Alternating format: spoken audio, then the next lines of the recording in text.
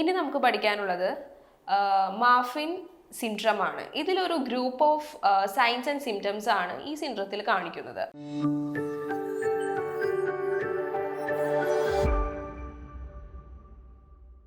ഒരു particular system or science ആയിരിക്കില്ല കാണിക്കുന്നത്. മെയിൻലി ഇറ്റ്സ് ഇൻഹെറിറ്റൻസ് പാരന്റിൽ നിന്നും ഓഫ് സ്പ്രിങ്ങിലേക്ക് ഇൻഹെറിറ്റൻറ്റ് ആവുകയാണ്. എന്താണ് സംഭവിക്കുന്നതെന്ന് നമുക്ക് നോക്കാം. There is a connective tissue disorder. ഇത് എഫക്റ്റ് ചെയ്യുന്നത് സ്കെൽറ്റൽ സിസ്റ്റം, പിന്നെ കാർഡിയോവാസ്കുലർ സിസ്റ്റം, പിന്നെ വിഷൻ, ഇൻഡ്യൂക്യുമെന്ററി സിസ്റ്റം. ഈ 4 സിസ്റ്റത്തിലാണ് മെയിനായിട്ട് ഇത് കാണിക്കുന്നത്. ഫസ്റ്റ് നമുക്ക് സ്കെൽറ്റൽ സിസ്റ്റം നോക്കാം. Patient thin and tall structure ആകും. അതുപോലെ ഹാൻഡ് ഫിംഗേഴ്സ് ഫ്ലണ്ടഡ് ആയിരിക്കും. അതുപോലെ സ്പ്രിങ്ങിൽ കർവേച്ചർ ഉണ്ടാകാനായിട്ട് സാധ്യതയുണ്ട്. കമ്മിങ് ടു കാർഡിയോവാസ്കുലർ ആയിട്ടുള്ള എല്ലാ ഡിഫോർമിറ്റീസും കാണും.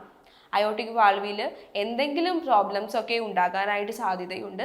അതുപോലെ തന്നെ വിഷൻ പ്രോബ്ലം ഉണ്ടായിരിക്കും.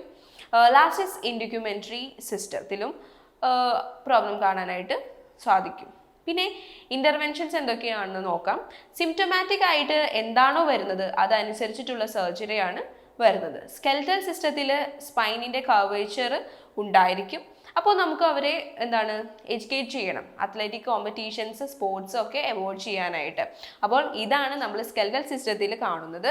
നെക്സ്റ്റ് കാർഡിയോവാസ്കുലർ സിസ്റ്റത്തിൽ ഹാർട്ട് റേറ്റ് ഇൻക്രീസ്ഡ് ആകുന്നു. അയോട്ടയിൽ ഉള്ള സ്ട്രെസ് കൂടുതലായിരിക്കും. അതിനുള്ള മെഡിക്കേഷൻസ് നോക്കണം to lower the heart rate and reduce the stress on അയോട്ട.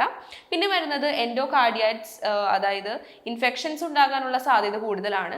അതുപോലെ സിംറ്റമാറ്റിക് ആയിട്ട് വേണം നമ്മൾ ഇതിനെ മാനേജ് ചെയ്യാനായിട്ട്.